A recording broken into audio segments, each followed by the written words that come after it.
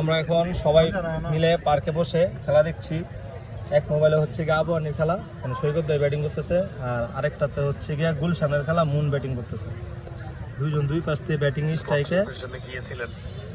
পছন্দের শটটা কিন্তু কানেক্ট করতে চেয়েছিলেন। আপনারা কোনটা দেখেন? আপনারা তো ব্যাটের ভিতরের অংশে কানেক্ট হয়, যে কারণে উঠাতে পারেননি। তবে ডিপস কল লাইক অংশ থেকে একটি রান পেয়েছেন।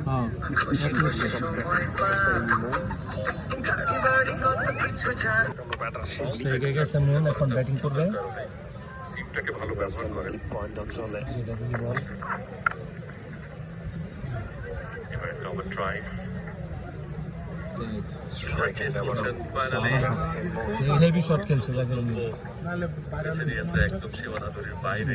হয়ে দেবো 4টা রান আমাদের বোর্ডে। প্রেসার কিন্তু আস্তে আস্তে রিলিজ হবে।